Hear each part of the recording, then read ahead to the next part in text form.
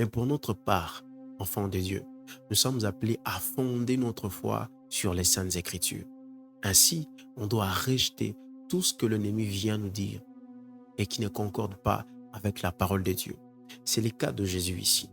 Il entend des paroles et ces paroles-là sont négatives et il s'oppose directement en disant, sans tenir compte de ces paroles, il s'oppose, c'est-à-dire pour lui, ça ne sert à rien.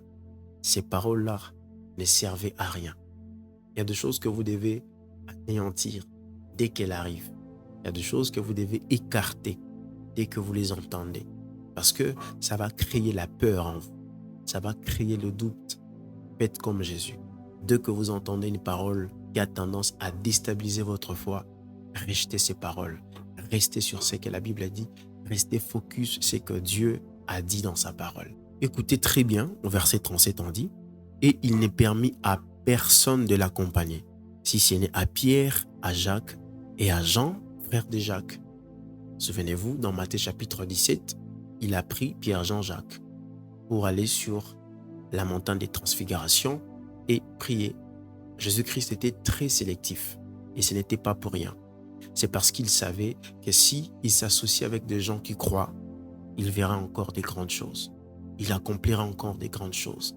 Imaginez ici la foule savait déjà la fille est morte. Ces personnes qui l'entouraient avaient peut-être perdu la foi. Et Jésus-Christ s'est dit en lui-même, comme ces personnes ont entendu cette parole de la mort, je suis certain, je suis vraiment convaincu et certain qu'ils n'ont plus la foi.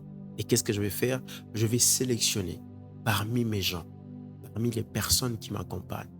On va aller avec la foi et on verra les résultats.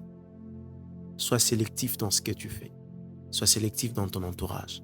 Quand tu vois des gens qui ont tendance à te tirer vers les bas, détruire ta foi, à t'amener vers des choses qui ne glorifient pas Dieu, à t'amener vers des choses qui te poussent à abandonner la foi, fais très attention. Oui, ces personnes. Fais très attention. Détache-toi de ces personnes parce que tu n'arriveras pas à accomplir ce que tu veux accomplir si tu restes avec ces personnes-là. C'est ce que la Bible veut nous dire ici. C'est qu'il y avait des gens autour de lui, il y avait beaucoup de gens, mais qu'est-ce que Jésus-Christ a fait? Il a choisi 3 personnes pour l'accompagner. Il n'a pas choisi 4, 10, 20.